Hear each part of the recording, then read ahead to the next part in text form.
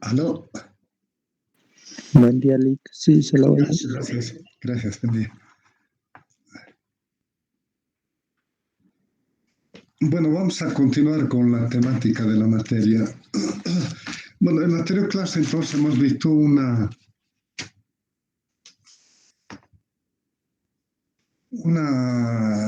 visión de la aplicación de sistemas que corresponde al hall, ¿no? Este planteamiento está basado en 3 dimensiones: el tiempo, la metodología y la estructura del conocimiento. Entonces hemos visto una serie de tareas que se tienen que hacer en el ciclo desde el inicio hasta el fin de los proyectos, ¿no? En total tenemos 42 tareas que realizar para hacer un proyecto, desde su inicio hasta su obsolescencia. Cada una de estas tareas, entonces, hemos visto de que requiere una definición del problema, ¿no? Una medición, un análisis, una validación. O sea, en cada una de ellas tendríamos que hacer estas tareas, ¿no? Definición, medición, análisis, validación, síntesis. Tenían como tarea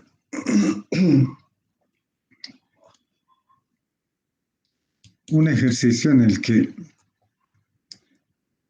deberían caracterizar algunas de estas fases, considerando 2 metodologías de desarrollo, ¿no? De software. No metodologías, son 2 paradigmas: el de cascada y el estructurado, ¿no? De Jordan. Entonces, comenzaremos con eso. ¿Alguien podría compartir lo que ha hecho en la cascada, con el enfoque de la cascada o con el modelo de la cascada?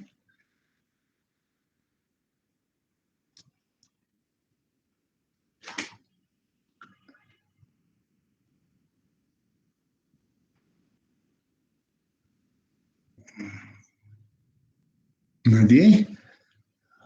Y tal vez alguien ha hecho con el Jordan, con el método estructurado, o el análisis y diseño estructurado de sistemas.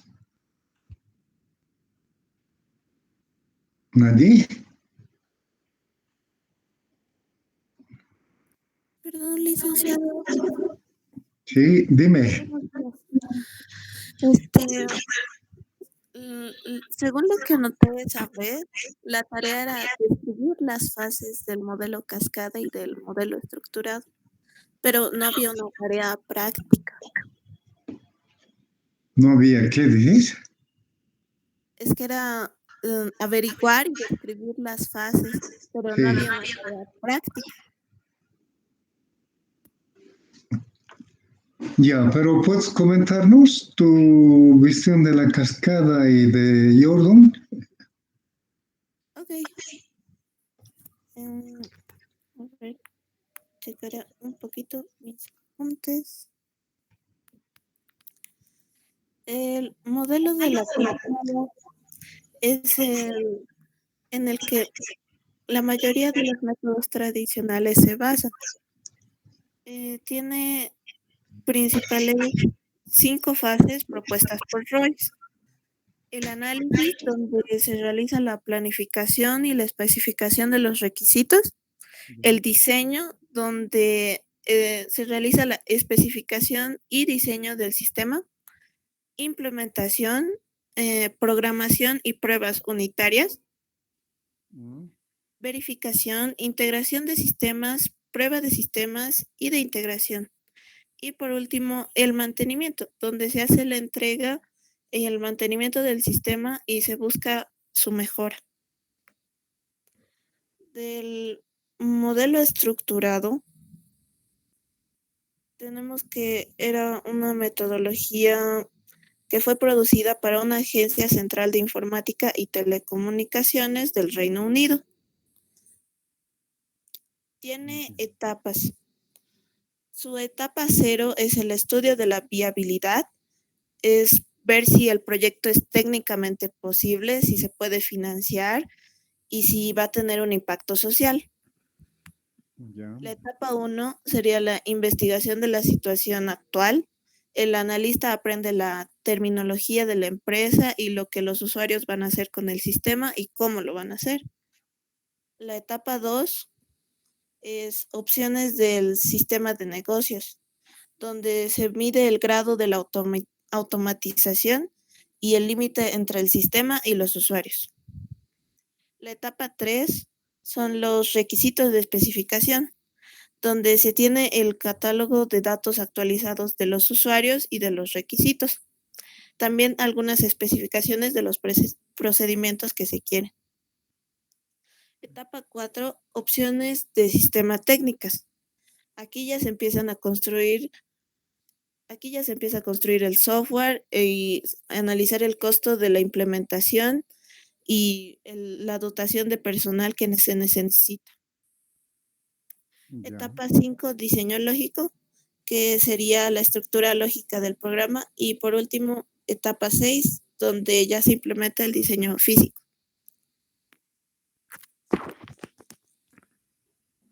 ¿Algo más? No, licenciado, eso es todo. Ya. Bueno, como han notado en lo que compartió Aileen, siempre es necesario definir y establecer la factibilidad, ¿no?, de algún proyecto. Generalmente podemos pensar de que con la tecnología se puede arreglar todo, ¿no?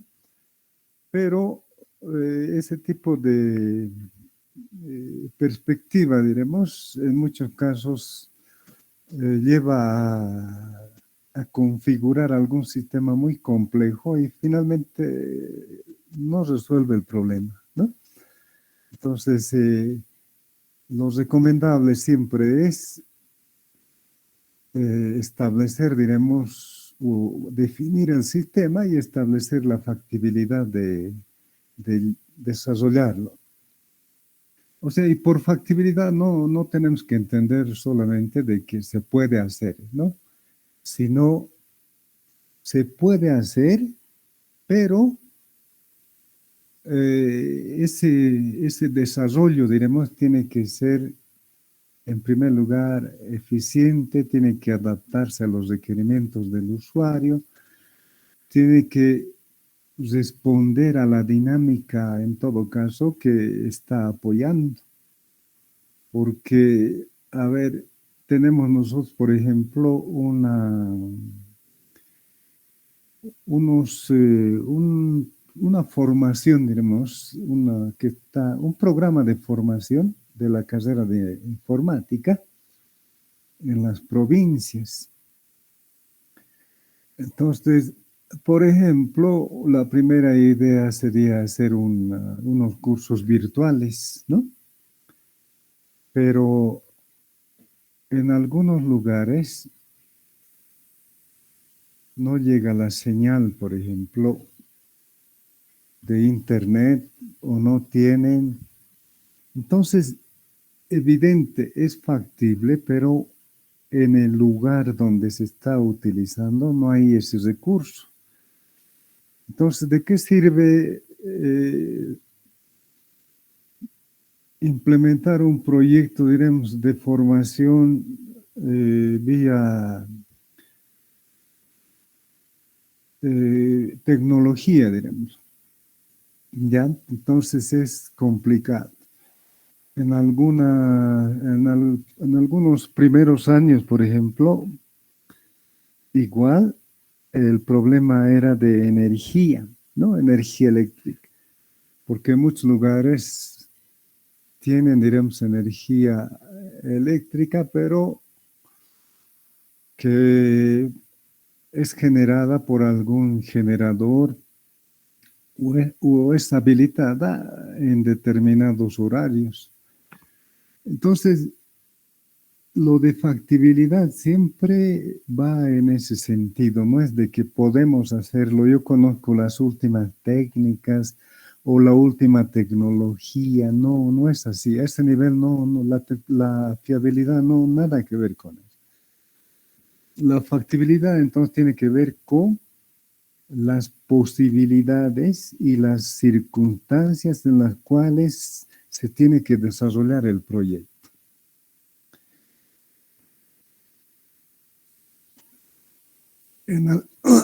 Entonces, en los desarrollos o en las implementaciones, diremos,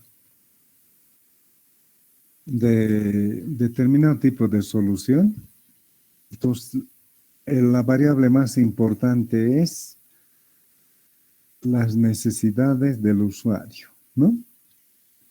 Cómo trabaja, bajo qué consideraciones, si hay que modificar, hay que capacitarlos, si tienen que utilizar algún equipo, igual tienen que capacitar.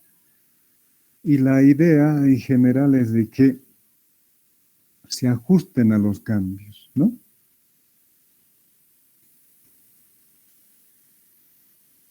En esto de la teoría de sistemas, entonces, hay diferentes propuestas que buscan principalmente un desarrollo,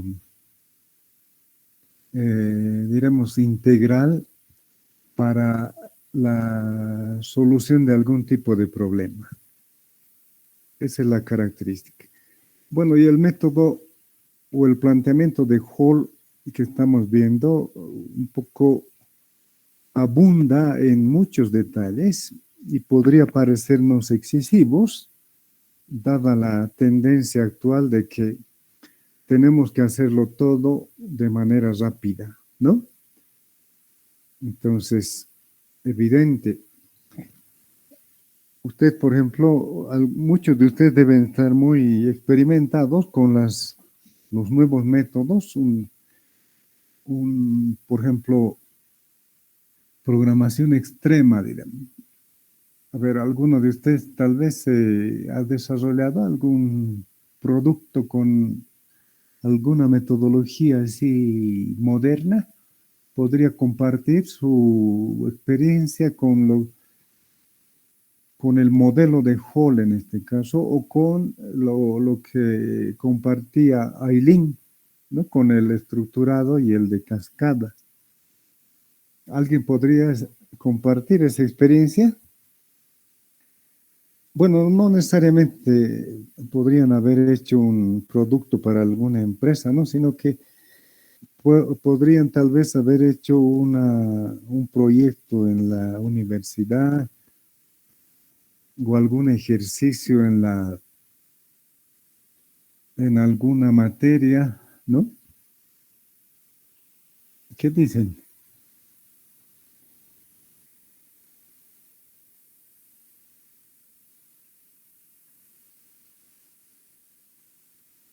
Bueno, no necesariamente esa metodología, ¿no? Otra podría ser, entonces, yo lo que quiero es un poco que compartan y evalúen, diremos, la estrategia que utilizan con los modelos que se proponían o que existen mejor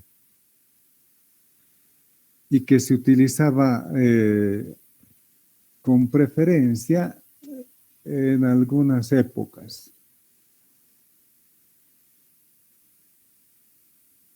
Hay cambios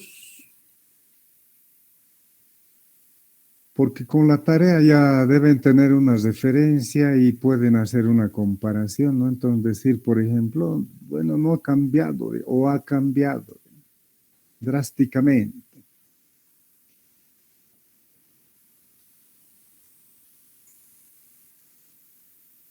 ¿Qué dicen?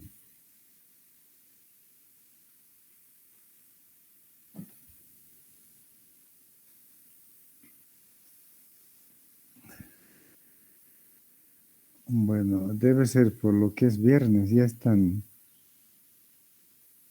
agotados. Bueno, continuaremos entonces. Vamos a terminar esta parte y veremos alguna otra propuesta más y con eso ya concluimos. Bueno, Hall, entonces, en la parte o en la dimensión mejor de tiempo, está planteándonos de que es necesario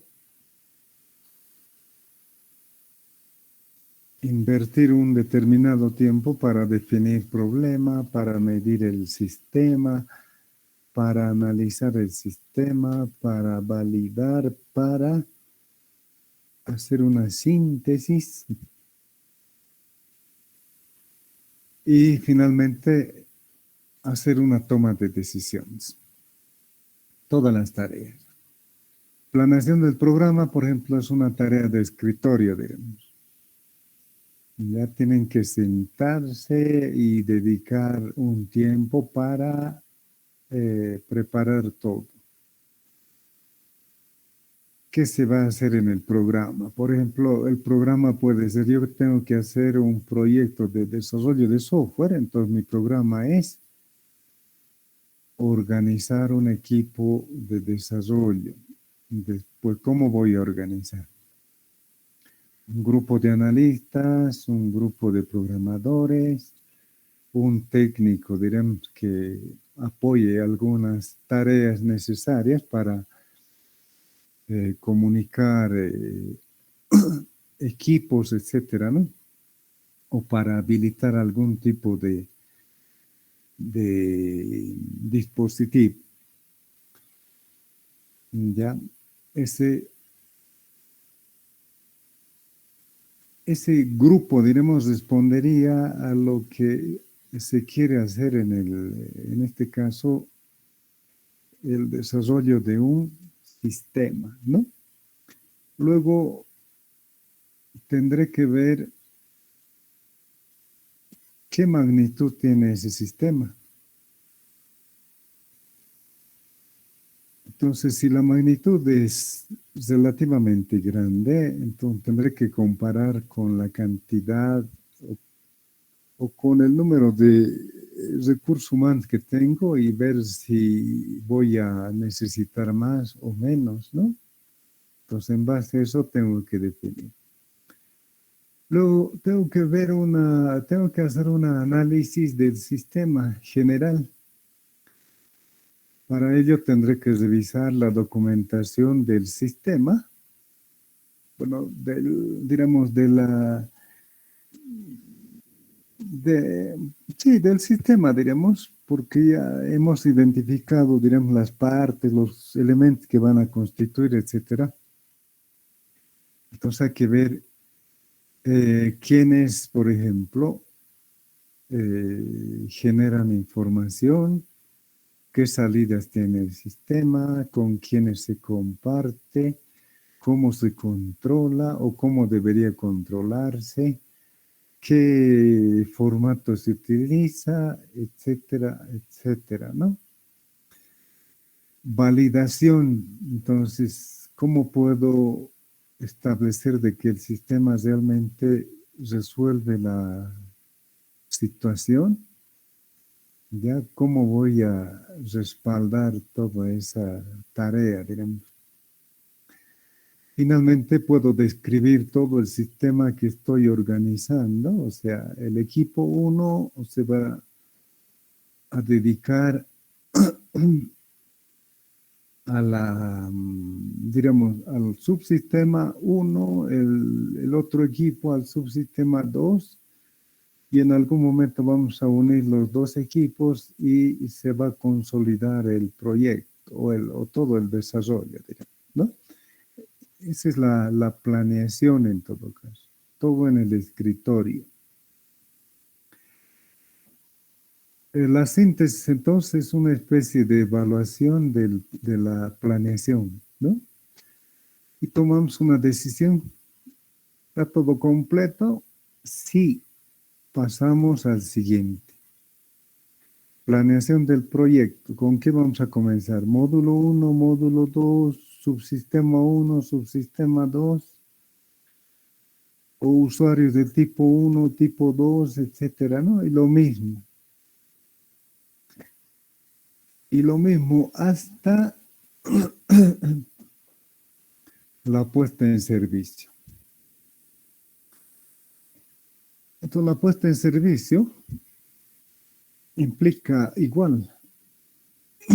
Hay que preparar, por ejemplo, definición del problema, hay que preparar el ambiente o el entorno donde se va a explotar el sistema, hay que capacitar, hay que probar las interfaces, etcétera. Esto hay que modificar, porque nosotros hemos hecho con unos colores que nos gusta, pero a la gente que va a utilizar no le gusta. Entonces hay que cambiar. Igual, la disponibilidad de los mensajes, todo, para nosotros está bien, para ellos está fatal, ¿no? Entonces eso hay que arreglar. Una vez que se tenga todos los ajustes, entonces pueden pasar a la puesta en servicio. Bueno, y la anterior clase les preguntaba cómo liberamos, cuando liberamos un producto, hay dos estrategias, les decía. ¿Cuál de ellas podemos utilizar? Bueno, ¿alguien ha investigado al respecto?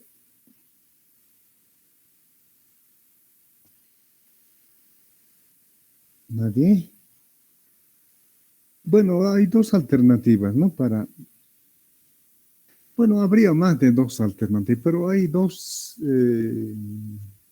básicas, diría. Una es poner en servicio el sistema de manera paralela al sistema antiguo, ¿no? Entonces, por decirles, una empresa que trabajaba o que trabaja de manera manual, entonces ahora va a trabajar con un sistema informático. Entonces la puesta en marcha va a ser realizar las dos tareas, ¿no? Una manual y otra con el sistema, verificar si todo funciona bien, si los controles y todo se cumple, etcétera. Entonces acá vamos a medir el sistema, 0 fallas. Si hubiera alguna falla, tenemos que revisar, tenemos que arreglar y luego ver si la solución responde. Y finalmente, si se han hecho todos los arreglos, entonces lo liberamos, ¿ya? Bueno, eso puede durar una semana, un mes, ¿no? Depende del sistema en todo caso. Acá la gente está experimentando el sistema y está viendo las bondades, diríamos, del sistema y está pidiendo de que se ajuste a algunas cuestiones para que el sistema haga algo más lógico, diremos, o más relacionado con las tareas que se realizan, ¿no? Esa es una alternativa de puesta en servicio, entonces. Ahí no hay que hacer capacitación, sino, bueno, una presentación del sistema y luego un uso, ¿no? Entonces, en el uso nosotros tenemos que participar, ver cómo utilizan, decirles que, bueno, si hay este mensaje, significa esto, aquello, etcétera, ¿no? Es una tarea, entonces, eso que nos va a tomar un mes, una semana, etcétera. como verán en esa tarea, entonces nosotros estamos obligados a recibir de manera directa las observaciones sobre la forma en la que nosotros estamos tratando los datos, ¿no? En algún caso puede haber un rechazo total, digamos. Está mal esto, ya debería mostrarse en este formato, etcétera, ¿no? Entonces, implica trabajo extra. Y además implica a veces una percepción, ¿cómo podemos decir?, equivocada de algunas cuestiones y por lo tanto una mala disposición con el sistema, ¿no? Entonces, alguien podría observar, diremos, alguna falla o algún error en el formato o alguna representación que no se utiliza, diremos, y podría utilizarlo eso como argumento para descartar al sistema, ¿ya? O para ir en contra del sistema, ¿no? Entonces, cuestiones a veces entonces requiere un nivel de comprensión y paciencia para sacar adelante adecuadamente. La otra alternativa de puesta en servicio es shock, ¿no? Entonces, durante todo el mes de marzo hemos preparado la puesta en servicio de un sistema X. Nadie sabe, bueno, no es que nadie sabe, sino el sistema ya está listo, se ha aprobado con el coordinador responsable, diremos, de parte de la organización, o se ha hecho una prueba a otro nivel, pero los que van a utilizar no saben nada.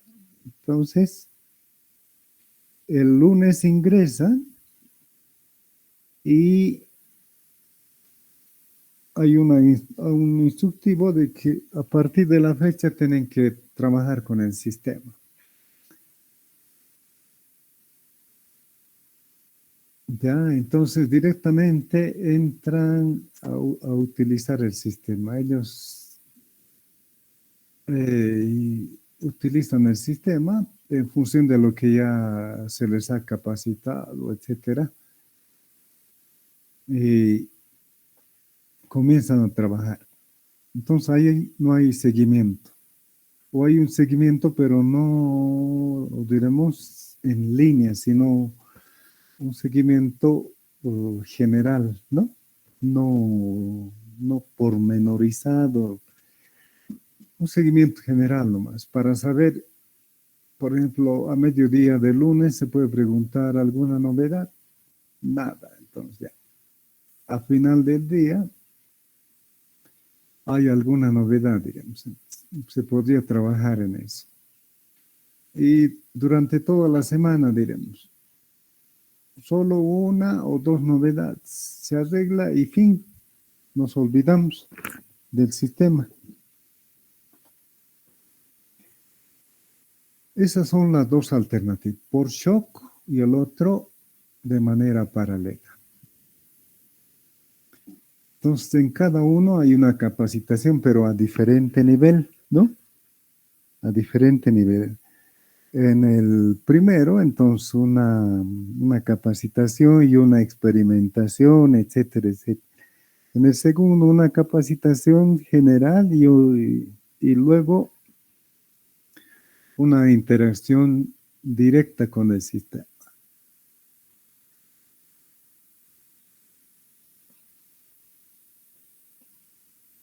Bueno, una vez que está el sistema está siendo explotado, entonces estamos hablando de la etapa de operación consumo, ¿no? Entonces en esta etapa Si no hay problemas, entonces el sistema va a marchar sin problemas. Y en la medida en que pase el tiempo, entonces habrá algún momento en el que ya presenta fallas o desajustes o ya nos responde a las nuevos requerimientos, diremos.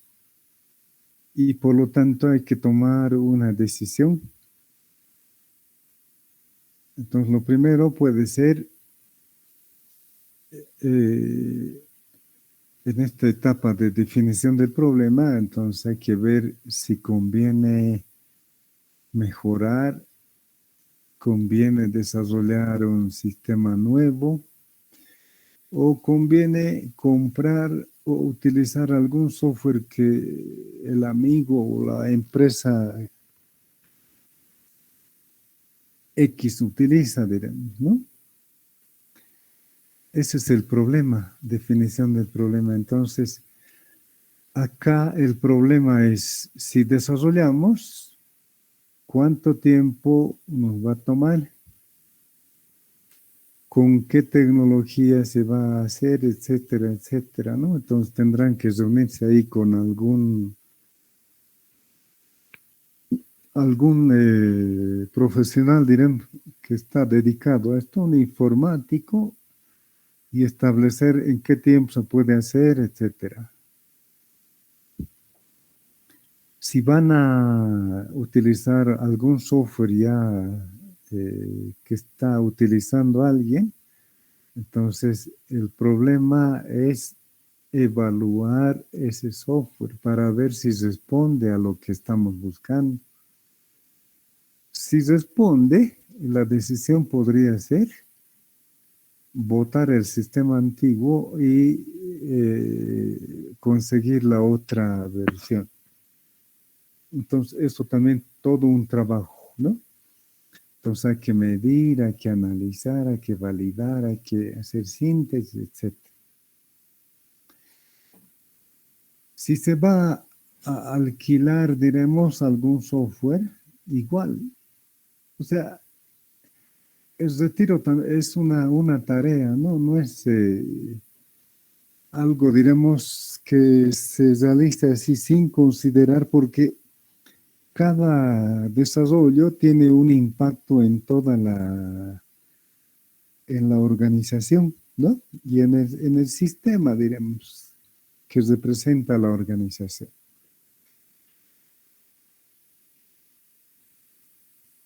Entonces, el retiro puede ser algo muy, en algún caso, una tarea bastante complicada.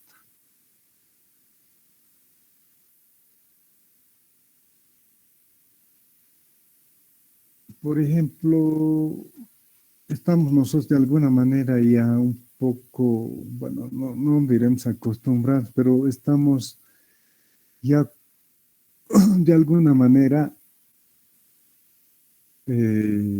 aceptando, diremos, esta modalidad de enseñanza, ¿no? A distancia, virtual. Entonces, desde lunes ya es presencial. Entonces, ¿qué problemas tendríamos a ese respecto? Primero tendríamos que definir el problema, ¿no? Desde lunes ya tenemos que asistir a clases presenciales, medición del sistema, ya no voy a poder realizar estas tareas, tengo que ir a la universidad, etc. Análisis, ¿cómo puedo hacer estas tareas? Con la condición de que, por ejemplo, tengo que ir a clases presenciales. Validación. O sea, la estrategia que estoy planteando para hacer las cosas que hacía con una educación virtual, diremos, porque me conecto y lo dejo ahí y después yo puedo estar haciendo otras cosas, ¿no? Entonces, validación. Puedo hacer las mismas tareas ya con el requerimiento de ir a clases presenciales. Síntesis. Sí, la estrategia que estoy pensando funciona. Entonces no hay problema con que el lunes se reinicie actividades presenciales, ¿no? Pero en otro caso, sí hay problema. Entonces, ¿qué tengo que hacer? Ya reconfigurar todas las actividades que tengo que hacer. O algunas ya postergarlas, dirán, para otro horario, no sé, ¿no? Tenemos que tomar una decisión.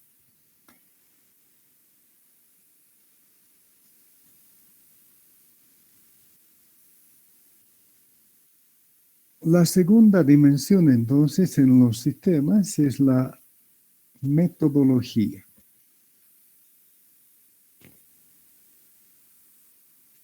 Entonces, la metodología básicamente es un conjunto de métodos que se utiliza para las diferentes tareas que realizamos. Para desarrollo de software, por ejemplo, ustedes han revisado cascada y estructurado. Cada una de esas metodologías utiliza diferentes tipos de métodos, por ejemplo, para hacer el análisis, para representar sistemas, subsistemas, etcétera, ¿no? En el de la cascada, por ejemplo, una vez que se define el sistema, entonces hay que probar ese según lo que plantea la cascada, entonces hay que probar si esa caracterización del sistema o esa definición es adecuada, ¿no? Y luego tenemos que pasar a la etapa de análisis. Y lo mismo, una vez realizada eso, hay que probar. Y así sucesivamente hasta llegar a las pruebas.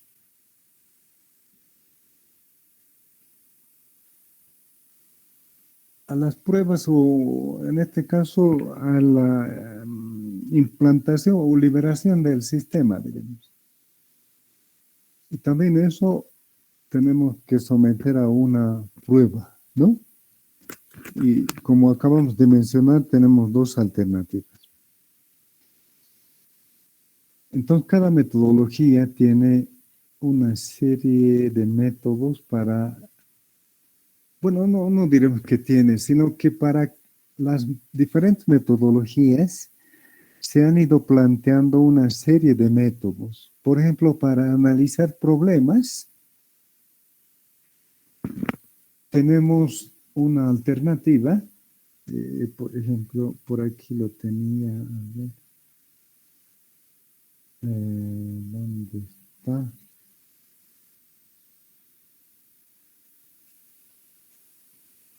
Sí, no.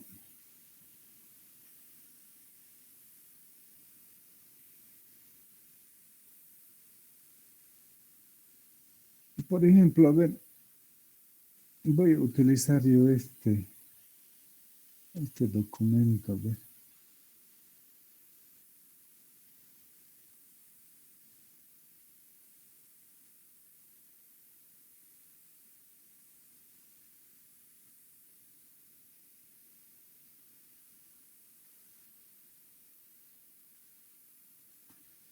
Bueno, acá por ejemplo tenemos un método para representar determinado tipo de sistemas y es el uso de redes de Petri, ¿ya? Las redes de Petri entonces son construcciones en las que se representa características en los sistemas, tales como secuencialidad, sincronización o como en la programación estructurada, también hay una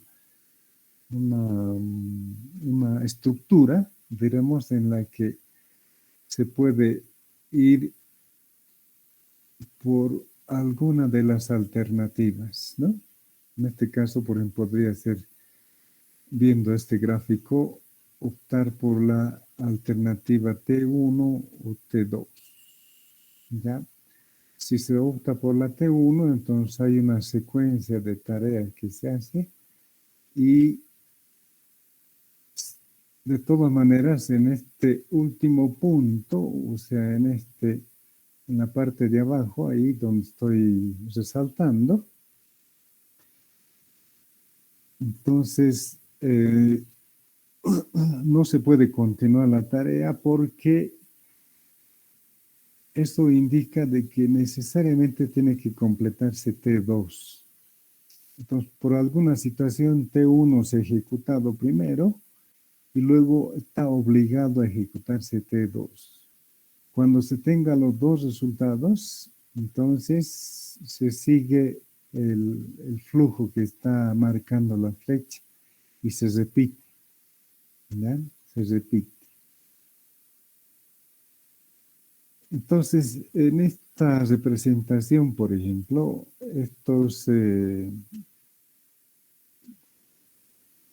esta construcción, por ejemplo, aquí, esto que estoy resaltando, este círculo con un puntito negro en el medio, significa de que en ese estado el mecanismo dispone de un recurso, diremos, que se va a procesar y esto va a servir para ejecutar T1 o T2, ¿ya? Entonces, partiendo de ese punto, se llega a este otro punto y vamos a tener acá otros resultados, ¿no?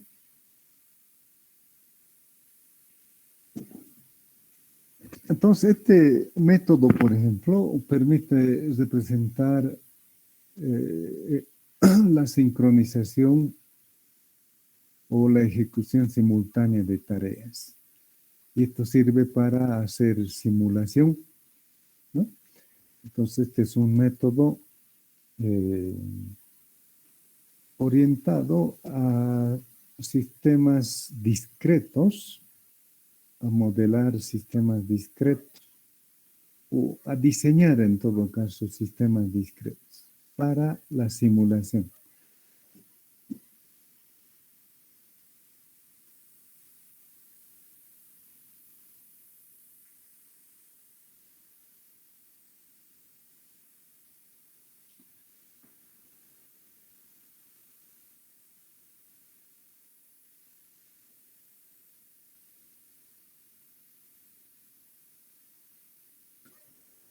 Entonces hay una serie de métodos para analizar problemas, para establecer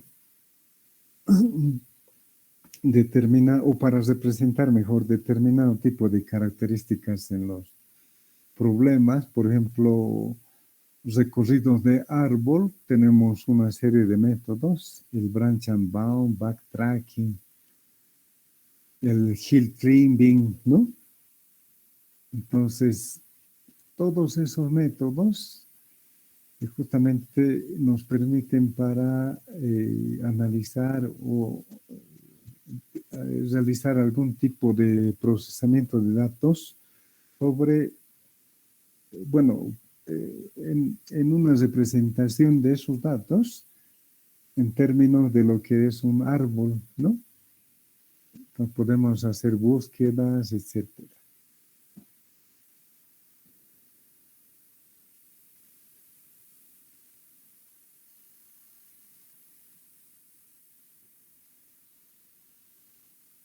Entonces, la metodología tiene que ver con ese conjunto de métodos que se utiliza para resolver problemas.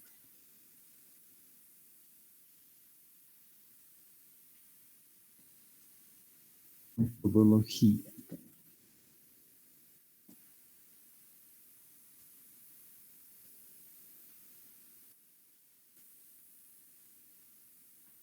digamos que posibilita la solución del problema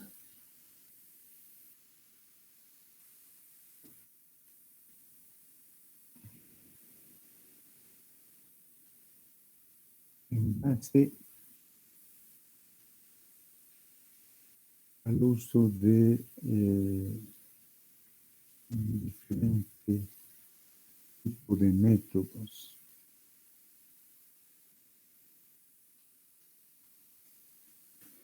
Diferentes tipos de métodos, ¿no? También podemos decir de que una metodología, ya como concepto,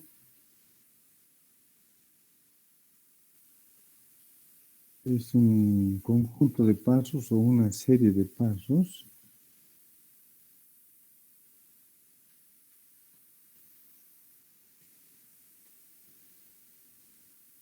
que deben ejecutarse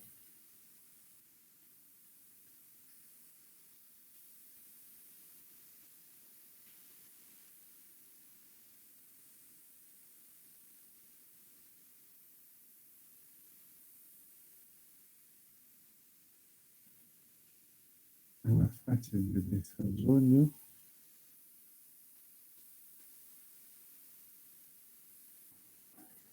de un proyecto.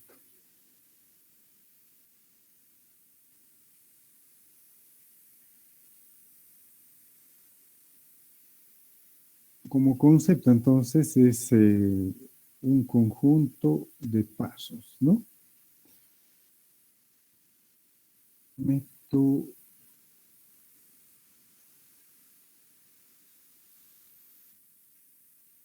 Concepto.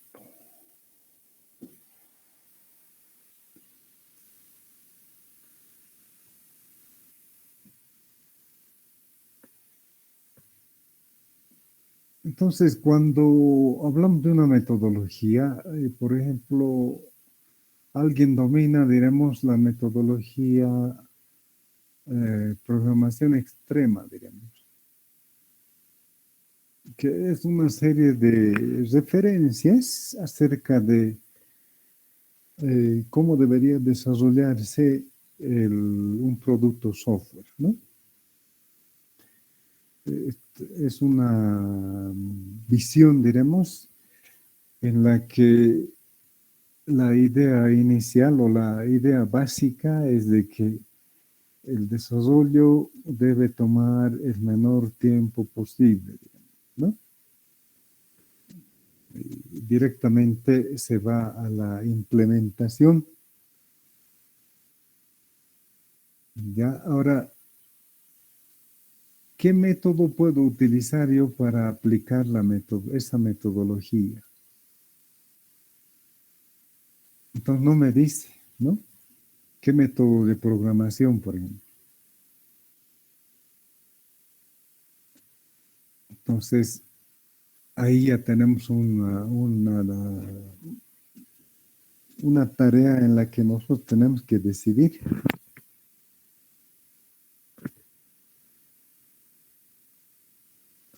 Tampoco establece importancia, diremos, de algunas fases y el único objetivo es de que el tiempo es el que debe atenderse.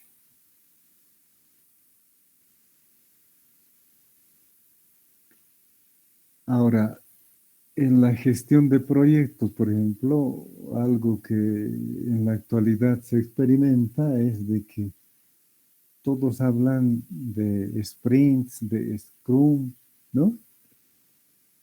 Y parece algo fabuloso.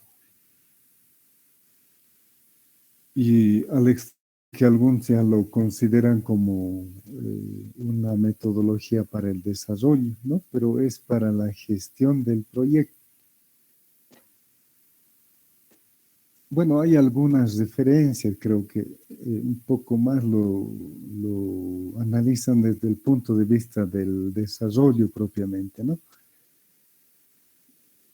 Entonces, cada una de estas metodologías, reporta primero, algún beneficio pero todas ellas tienen un costo. Si entendemos mal la metodología, entonces vamos a obtener cualquier resultado. ¿Ya? Pero igual, si entendemos, digamos, bien la metodología, tampoco es garantía de buen resultado, porque para hacer el desarrollo propiamente tenemos que utilizar una serie de métodos.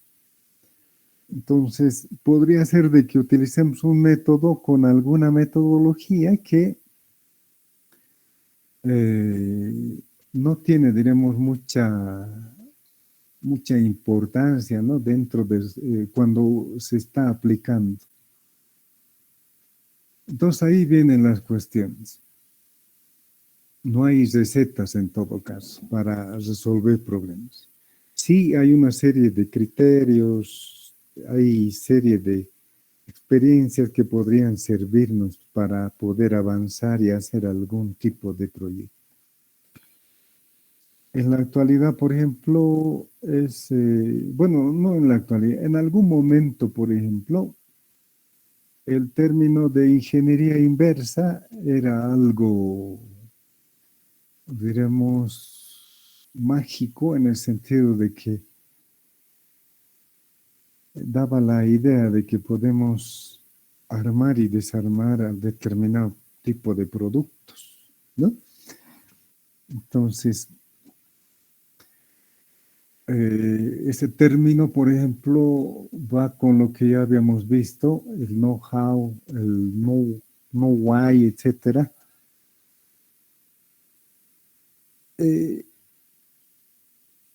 Y la idea es básicamente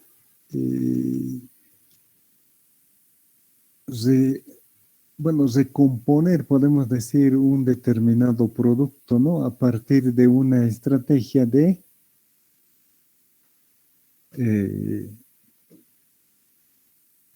ir analizando cada parte y aislarlo, ajustarlo, mejorarlo, etcétera, y volver a construirlo, digamos, ¿no? Ese es el concepto, ingeniería inversa. Este término, entonces, es una visión en la que podemos imaginar de que tenemos un producto y que si lo analizamos, vamos reconstruyendo o reconfigurando o conociendo sus partes, podemos ir estableciendo las relaciones, condiciones, etcétera, etcétera, y podemos desarrollar una teoría para poder nuevamente reconfigurar o redisponer, podemos decir, el producto, ¿no? Bueno, y esto vino con la recuperación que experimentó el Japón después de la Segunda Guerra Mundial. En algún momento les he hablado de la teoría Z,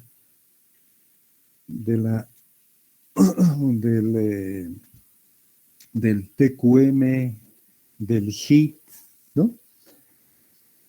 Entonces, cada una de esas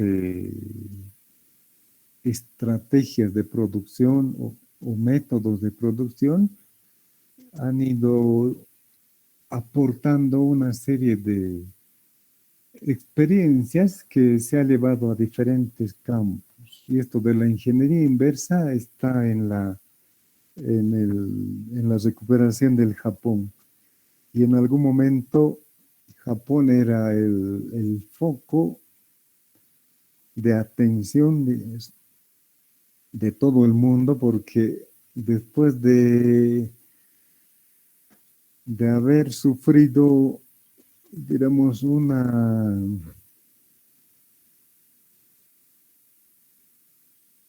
de haber sufrido un cambio en toda su sociedad después de la Segunda Guerra Mundial, y experimentar una serie de situaciones. Entonces, en 50 años se ha constituido en un país del primer mundo, ¿no? Con una tecnología avanzada, una educación bastante, diremos, eh, bueno, que tenía un nivel bastante atractivo, etcétera, etcétera, ¿no? Y hasta ahora todavía mantiene, pero ahora hay otro tipo han emergido otro tipo de sociedades.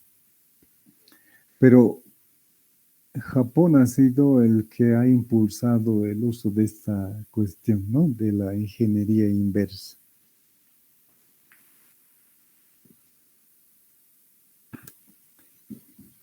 Entonces, la metodología va en ese sentido.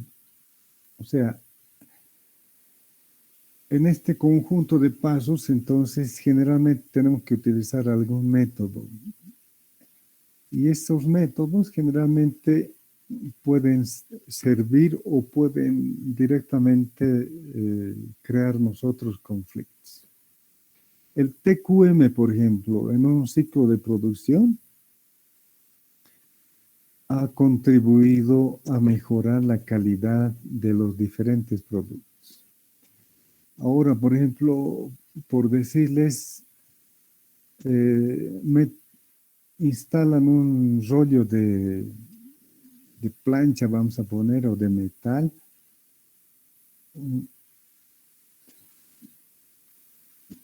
y entra una máquina, bueno, entra al ciclo de producción y a la salida sale un auto, digamos. ¿Ya? Entonces, en cada una de esas fases, por ejemplo, cortar el material, moldear, bueno, el corte en todo caso tiene que estar según el diseño, el molde también según el diseño, y luego ajustar el corte, diremos, para las diferentes cuestiones, etcétera, etcétera. Entonces, en cada uno de esos hay un método para el corte, por ejemplo, ¿no? ¿Cómo van a cortar? Uno por uno o varias láminas en una pasada. En la cuestión de moldeo, lo mismo, ¿no? Entonces, en cada uno de estos, de los pasos, hay una serie de decisiones que se tiene que tomar.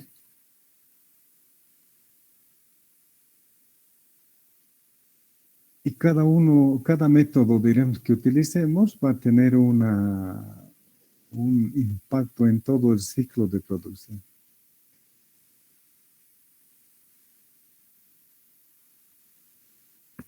Por ejemplo, si un producto se hace totalmente, o todo el producto se hace manualmente, desde el inicio hasta el fin, entonces la primera etapa puede ser de una duración 1, la segunda de 2, la tercera de 3, la cuarta de 4 y la quinta de 5, digamos. Eso de acuerdo a la administración científica, se ha medido, etcétera, etcétera. Pero resultados de que en la etapa 2 experimentamos de que no lo hacen en un tiempo 2, sino lo hacen en un tiempo 1. ¿Ya? Entonces, ¿qué hacen con ese tiempo muerto? ¿Qué hacemos? Entonces, una alternativa sería reducir, ¿no? Reducimos a 1, pero después, en algún momento, la gente que hacía en 1 ya no está y se ahora la gente lo hace en 3, ya porque está más distraída o no sé, bueno, en 3 lo hace, diremos. Pues nuevamente hay que ajustar. ¿Qué hacemos? ¿Subimos a 3 o exigimos de que tienen que hacer en 1? Si exigimos que tienen que hacer en 1, diremos que lo hagan, pero la calidad va a ser pésima, digamos. Bueno, no, pues baja, digamos, ¿no? Va a decrecer. Y así tenemos ese conflicto.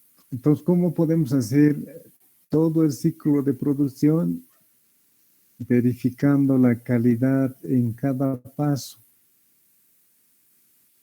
¿Cómo podemos garantizar de que la primera etapa lo han hecho bien y la segunda lo han hecho bien, la tercera, toditas las fases, digamos? ¿O cómo podemos identificar en cuál fase están las fallas? Entonces, ahí surgen algunos métodos, ¿no? Como el TQM, por ejemplo. El TQM, a pesar de que es una visión un tanto, bueno, ahora pueden decir muy simple, pero ha ayudado a mejorar justamente la producción de determinado tipo de, bueno, los resultados mejor en un ciclo de producción, ¿ya? TQM es Total Quality Management, gestión total de la calidad. Ustedes pueden encontrar cualquier cantidad de referencias y el TQM básicamente lo que hace es una verificación de la calidad por muestreo. Entonces, en un sistema informático, ¿cómo podríamos aplicar un TQM, por ejemplo? Y por ahí, esa es una justificación para que la cuestión de definición de requisitos lo hayan llevado a una situación en la que ahora ya no es definición de requisitos, ¿no? Sino es ingeniería de requisitos. O sea, lo consideran algo muy importante, diremos. Porque la calidad de esa tarea tiene que estar garantizada, porque caso contrario,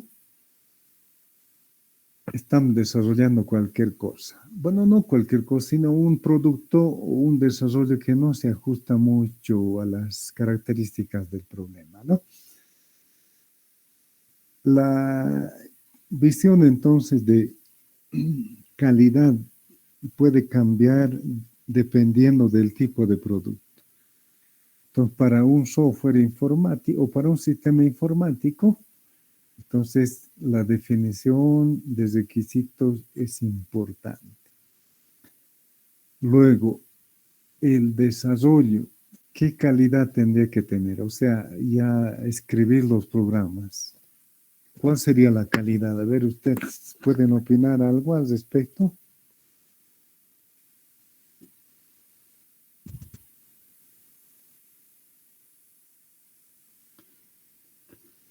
Bueno, podríamos partir, por ejemplo, de que un poco recordando el concepto de algoritmo, podríamos decir de que sea documentado, ¿no? Sea finito, etcétera. Y lo mismo podríamos decir del programa, ¿no? El programa entonces que esté autodocumentado, ya que sea correcto, o sea, que haga lo que supuestamente hace, lo que tiene, o mejor, que haga lo que supuestamente tiene que hacer.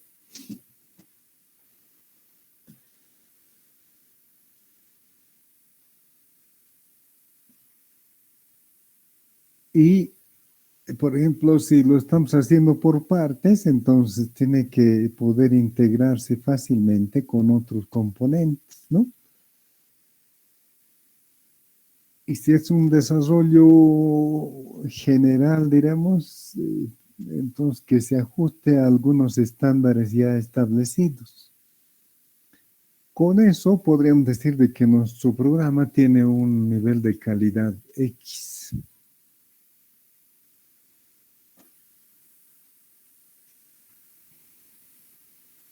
Luego en las pruebas, lo mismo.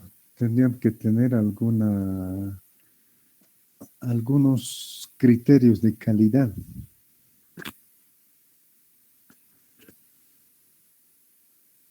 En la documentación del sistema, igual algunos criterios de calidad. Y como ustedes saben, para cada una de esas etapas, por ejemplo, hay estándares. Nos proponen el estándar X, el Y, el Z para definición de requisitos, para documentación, para desarrollo para la programación propiamente, para la gestión de los proyectos,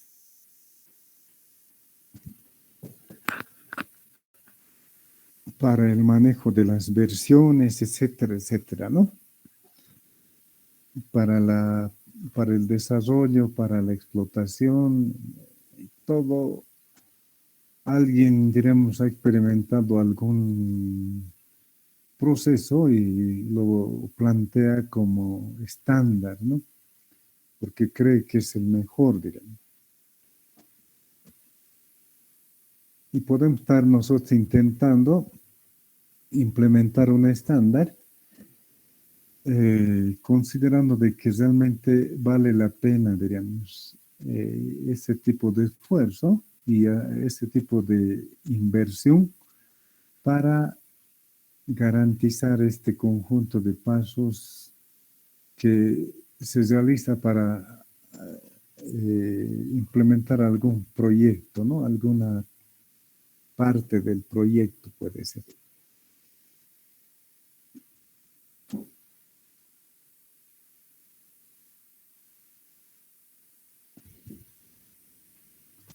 Bueno, para terminar esta parte, entonces, hablemos un poco de los conocimientos de la tercera dimensión, ¿no? La estructura del conocimiento, decíamos acá. Entonces, la metodología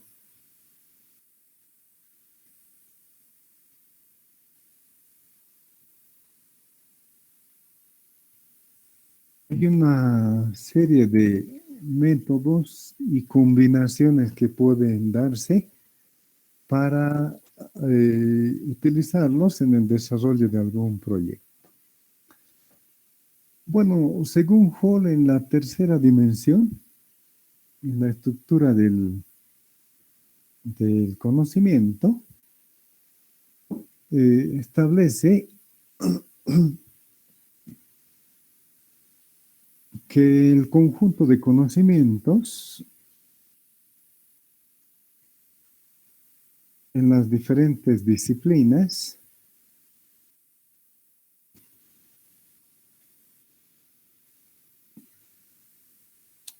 determinan de alguna manera los procedimientos y las metodologías que se utilizan o que son las más adecuadas, ¿no? Conjunto de conocimientos, entonces, que determinan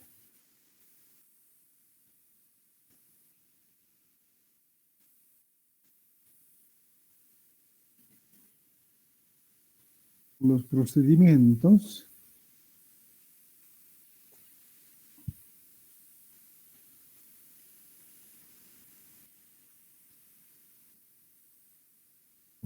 o metodologías a utilizarse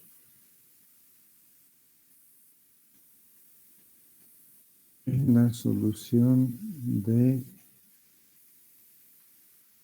un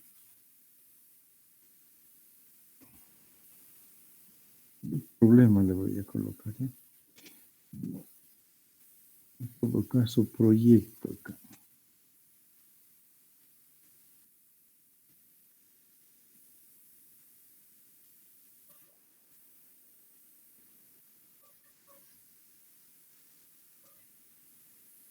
Esto le pondremos así.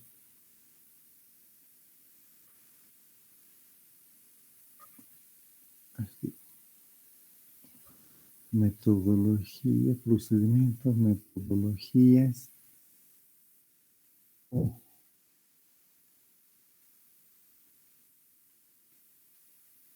Modelos a utilizarse en la solución de un problema.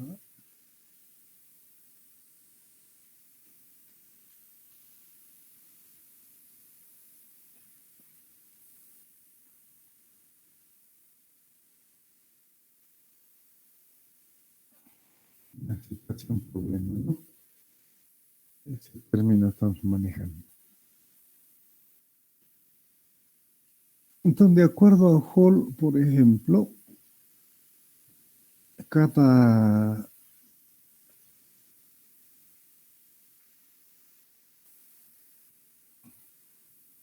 disciplina tiene un grado de, o presenta mejor un grado de estructuración.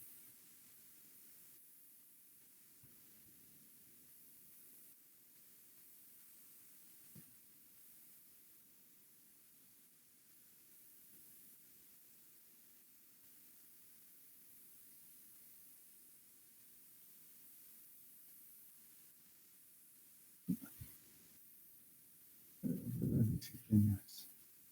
Bueno, del conocimiento le pondré.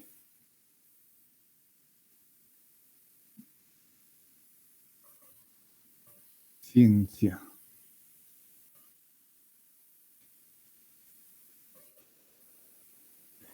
Entonces, según Hall,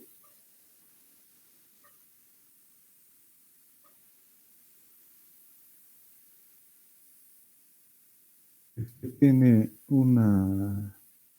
la disciplina, digamos, tiene un más estructurado, o sea, podemos decir de que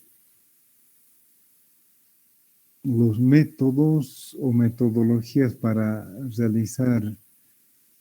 conseguir los productos en esta área casi no varían, tienen una estructura casi definida, ¿no?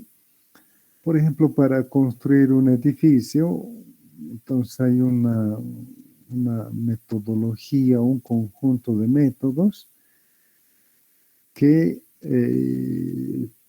se aplica de alguna manera en un procedimiento ya establecido, definido. Entonces no podemos comenzar a levantar paredes y luego intentar armar la estructura, ¿no? Entonces hay un orden lógico, diremos, ya establecido que debe respetarse y además debe considerarse una serie de aspectos, ¿no? Debe aplicarse algún conjunto de métodos ya probados, experimentados, etc.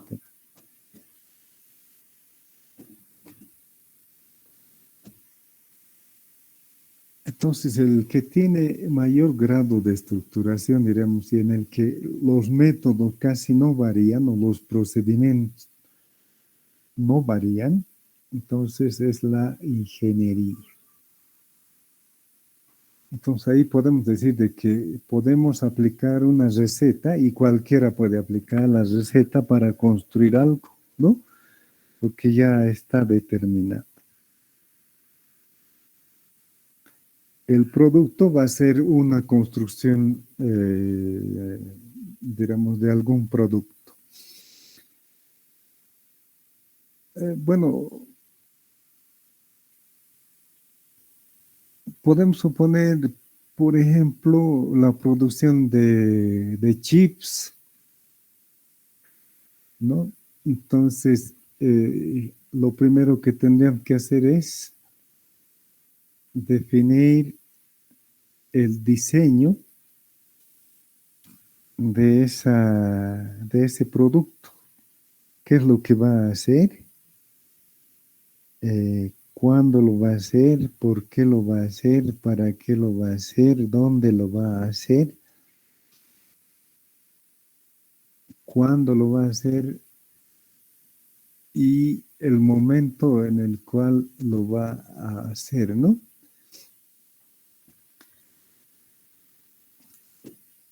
Entonces, definido eso, podemos pasar a elegir un material que lo va a soportar, digamos. Y una vez que tengamos eso, podemos pasar directamente a una producción, ¿no? Entonces, se comprará alguna máquina y esa máquina va a hacer la producción con los materiales que ya hemos definido y fin. Y lo llevamos, ese producto ya a una aplicación o a la venta, etcétera, ¿no? Entonces, pero ya hay una serie de pasos definidos. Ahora, el diseño supuestamente tiene que responder a algunos criterios de confiabilidad, seguridad, etcétera, etcétera, ¿no?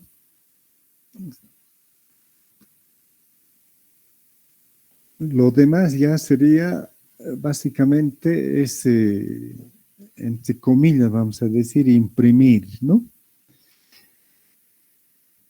Ahí lo más importante es el diseño, definir para qué es lo que va a hacer, cuándo, dónde, etcétera, etcétera. ¿Cuáles van a ser las entradas, no?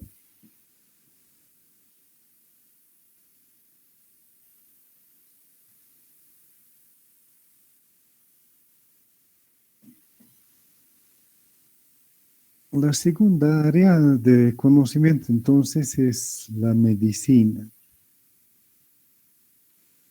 Bueno, respecto a esto hay que considerar que la medicina occidental, como habitualmente denominan algunos, diremos, es una disciplina que trabaja con los resultados observados en algún paciente, ¿no?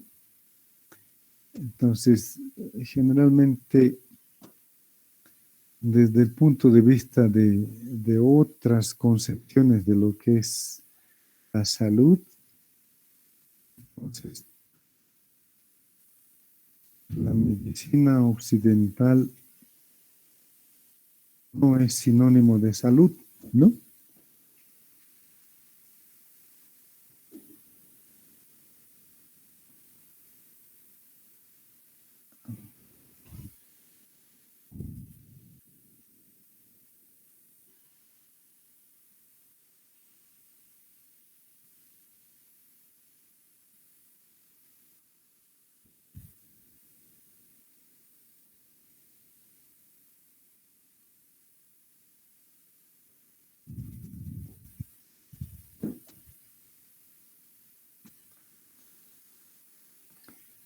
Entonces, la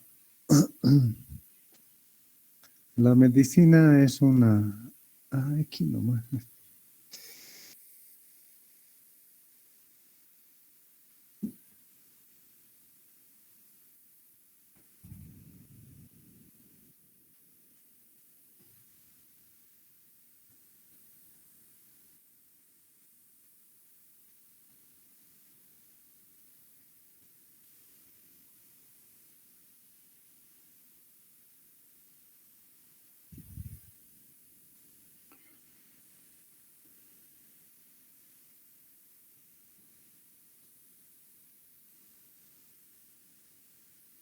Bueno, ese es el grado de estructuración, entonces, según Hall.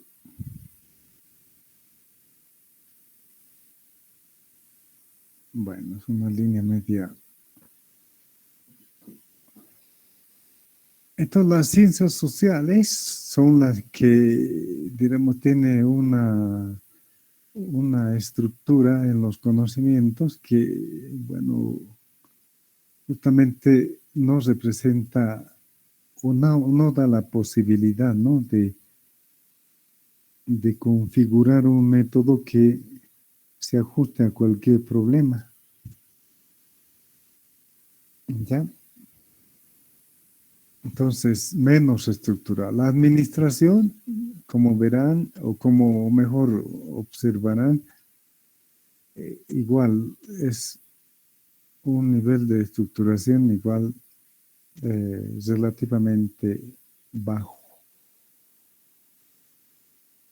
Caótico, podemos decir. Bueno, el 5 podemos decir caótico, administración, diríamos, relativamente organizado. Arquitectura ya es un poco más organizado.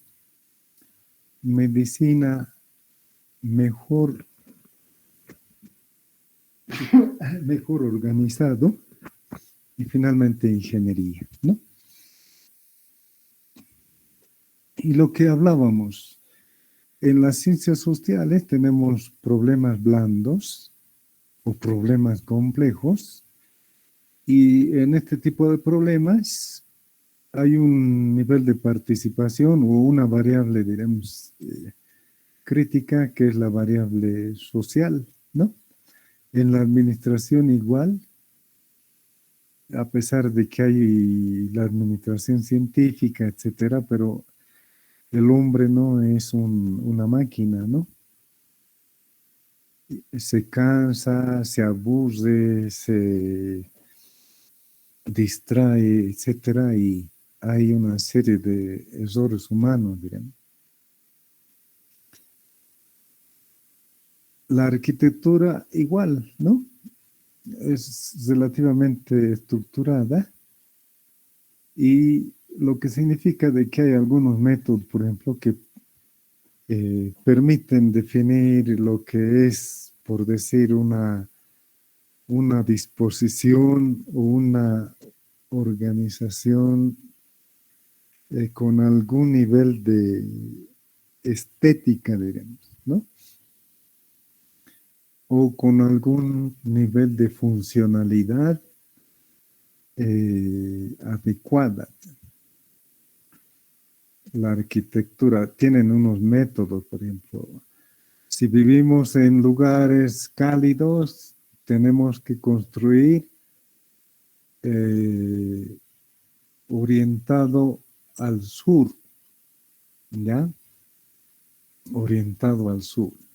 Si vivimos en zonas frías, entonces tenemos que construir con orientación hacia el este, ¿no? Bueno, son reglas generales, digamos. La idea es de que esa disposición asegura de alguna manera un nivel de temperatura en los ambientes que se ajusta a las características del entorno, en este caso, zona frígida o zona caliente, bueno, no zona, región diremos, ¿no?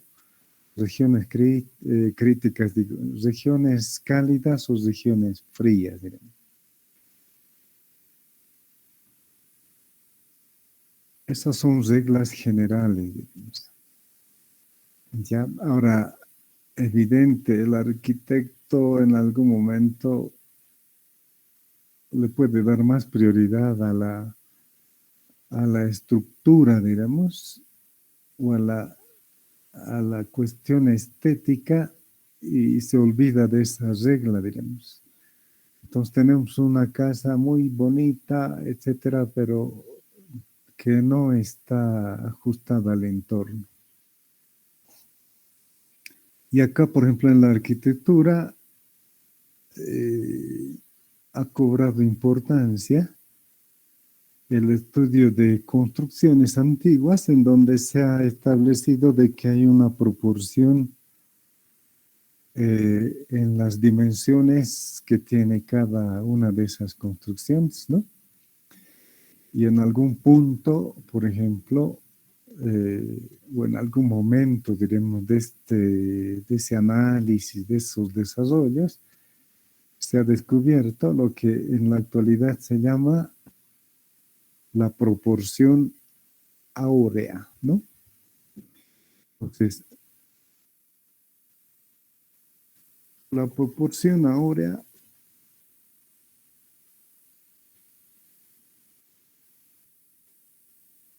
es una relación de dimensiones que da lugar a una configuración, diremos, que presenta una estética muy, bueno, agradable a la vista, digamos. Bueno, esta característica se ha llevado inclusive al análisis, por ejemplo, del rostro humano para decir, para establecer mejor el nivel o el grado, bueno, el nivel, diremos, de proporciones que tiene el rostro humano, el cuerpo humano, etcétera, ¿no? Entonces, si se ajusta a una proporción áurea, esa persona es bella, digamos, en el sentido de que de proporcionalidad, ¿ya?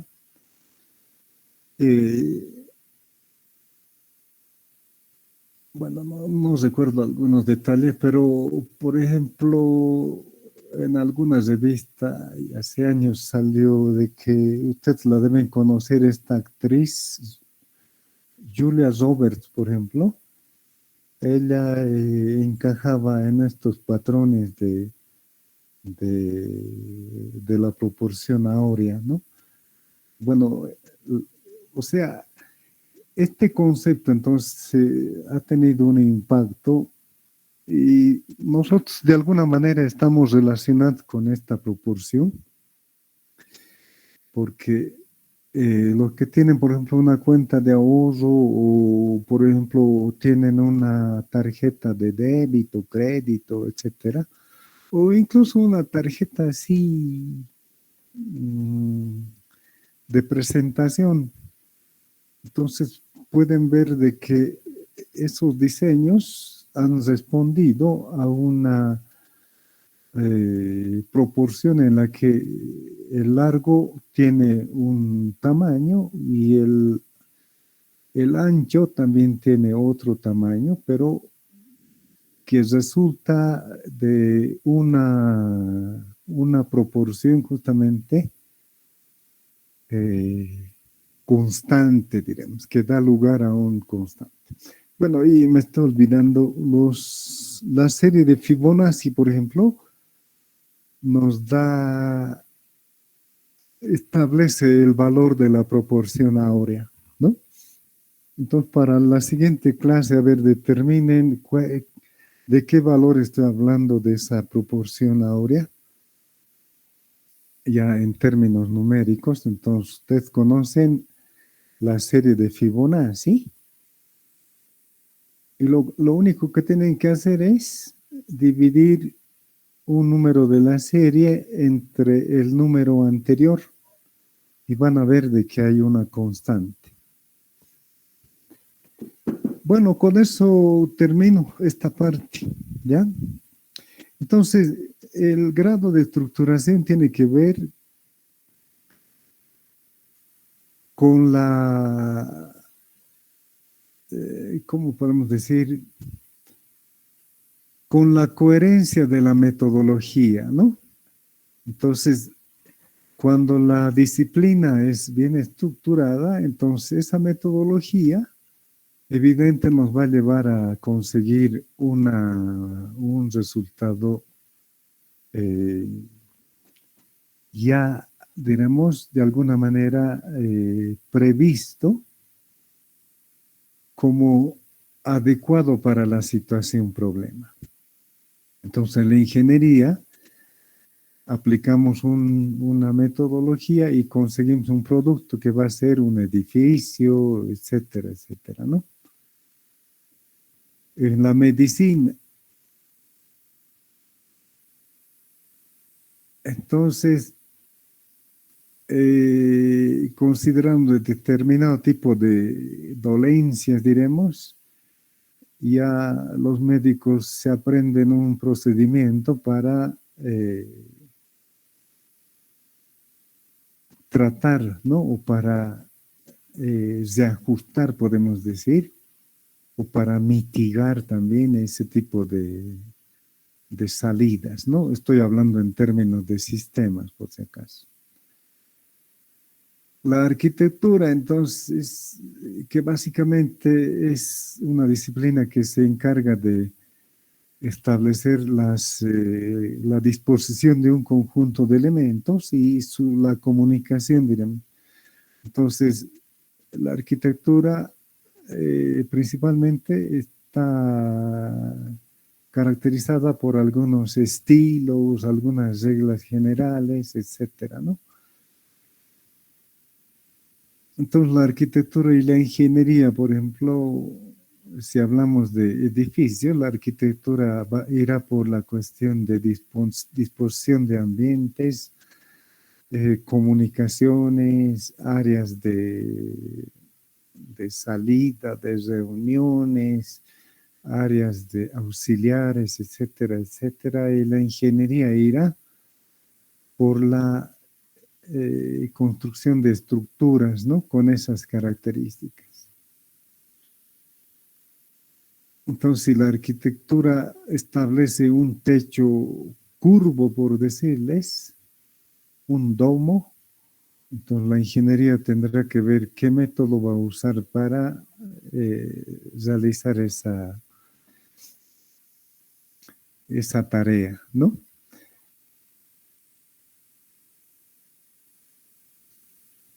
La administración entonces tiene que ver con una respuesta a determinado tipo de requerimientos del entorno.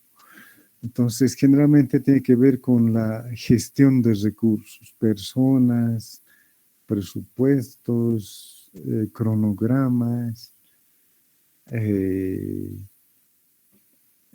normas, reglamentaciones, etcétera, etcétera, ¿no? Entonces uno no puede tomar una decisión sin considerar diferentes tipos de aspectos. Y desde ese punto de vista, entonces, no hay un método que garantice un éxito o un resultado X, ¿no? Tal vez en las cosas simples, pero a medida que la decisión está en los niveles, por ejemplo, ejecutivo,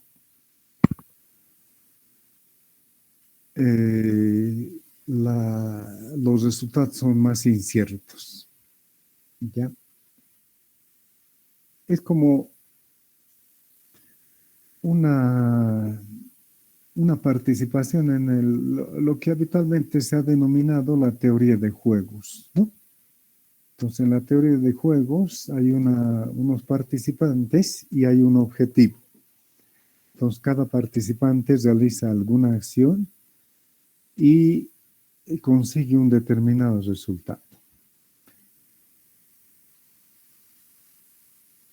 Y en las ciencias sociales, igual, no difícilmente una estrategia se puede aplicar a todos los grupos.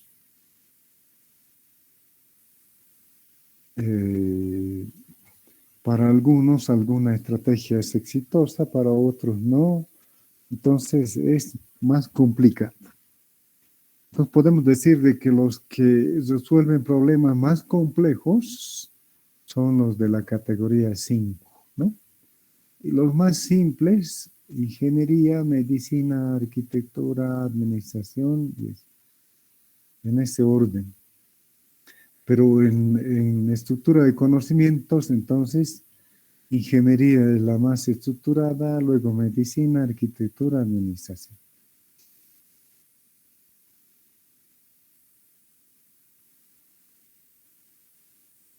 Bueno, quedaremos ahí, jóvenes. No sé si tienen alguna pregunta. ¿Se han debido dormir o hay alguna pregunta, jóvenes? Carla, a ver qué dice. Carla Lucero. Ya se ha ido. Carolina. No, licenciado, Ay, ay. está bien. Se entendió. Ya, yo pensé que se habían dormido. Bueno, en esta parte entonces estamos intentando bosquejar, diremos, la importancia de los sistemas, ¿ya? Ya hemos visto que es un sistema, etcétera, ¿no? Nos falta ahora definir sistemas y estamos viendo la importancia de los sistemas. Entonces hemos visto una visión, la de Hall, y en esta visión entonces Hall hace hincapié en tres aspectos, ¿no? Las fases que le toma desarrollar el proyecto, luego la metodología que utiliza y luego la estructuración de los conocimientos del área. ¿Ya? Entonces, considerando esta visión, podemos decir, nosotros, por ejemplo, podemos considerarnos como parte de lo que es ingeniería y una mezcla de sociales, diremos. Entonces, evidente, tenemos algunos métodos que podrían garantizar el desarrollo de algún producto software, ¿no? Pero dependiendo de la metodología, entonces, podríamos obtener un producto que evidente responda a algunas cuestiones o de que tenga muchos problemas. ¿Ya? ¿Y por qué estaríamos en ciencias sociales, diremos? Porque establecer los requisitos antes de hacer el producto generalmente resulta complicado y se tiene que hacer una tarea de recopilación de datos con diferentes tipos de herramientas y hacer una evaluación de todos esos datos que al final son relativos, ¿no? Y podrían servir o no servir para iniciar el producto. Entonces no hay ninguna disciplina, diremos, que solamente se aboque a sus métodos, sino a las metodologías que dispone, sino que en muchos casos siempre van de una disciplina a otra, ¿no? Y eso es lo que ha querido rescatar Bertalanffy, porque en algún momento todos están resolviendo o problemas duros o problemas suaves, ¿ya? O problemas estructurados o problemas no estructurados. Entonces, si informática, por ejemplo, fuera igual un conjunto de recetas, entonces cualquiera puede aplicar las recetas. Bueno, a pesar de que algunos lo llevan a ese nivel, ¿no? Aplican una receta y obtienen un producto, lo comercializan y listo. Ya, no les interesa lo demás. Puede ser. Bueno, quedaremos ahí, jóvenes. Si no, vamos a... Tengo una reunión además a las 10. Hasta luego.